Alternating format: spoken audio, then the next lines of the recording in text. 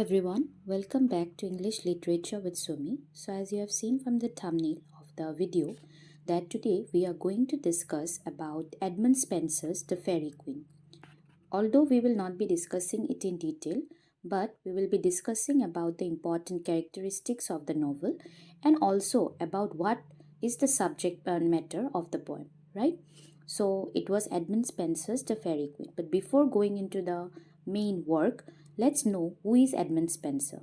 So Edmund Spenser is one of the renowned poets of the Elizabethan age. He has written many poems during his life, but Faerie Queen is considered one of his best works. So if you want to know more about Edmund Spenser in detail, you can just click on the video on the Elizabethan age in order to know more about the writers of that particular age. Let's see what is the Faerie Queen and when was it composed.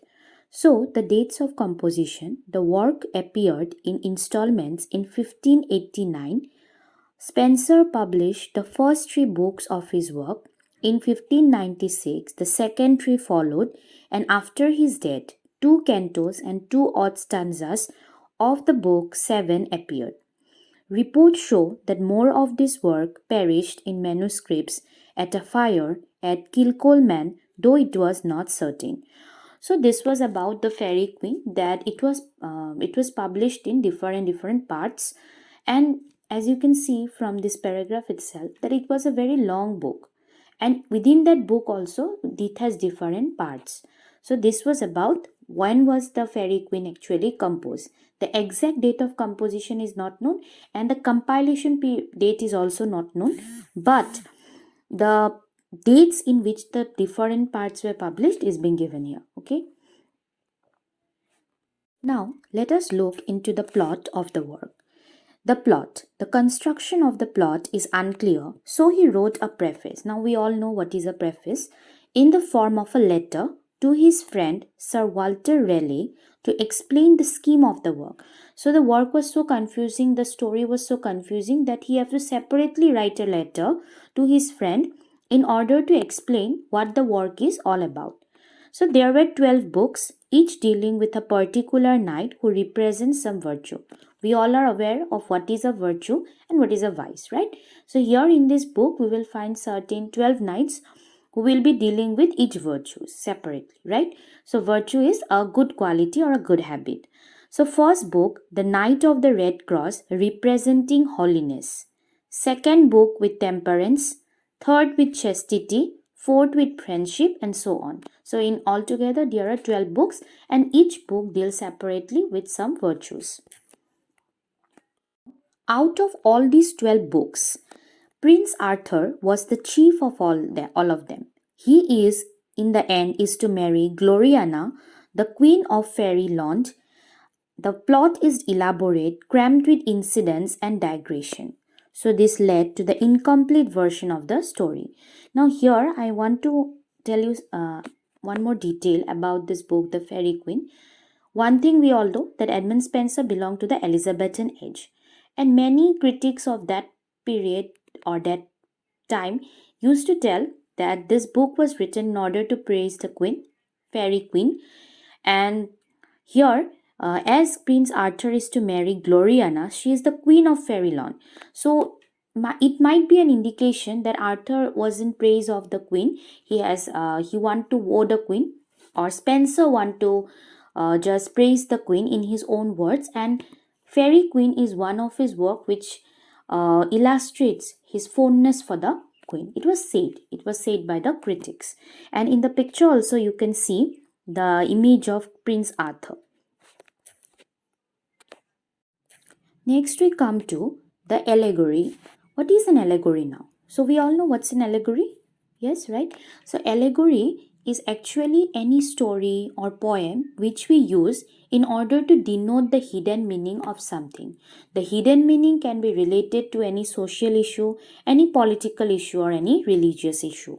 So the language of the allegory in this work is very complex in language. There are usual characters poorly developed of the Arthurian and classical romances. So what we can find here in this work, that the characters are very poorly developed, and there are allegorized moral and religious virtues with their counterpart vices, truth, temperance, deceit, pride, etc.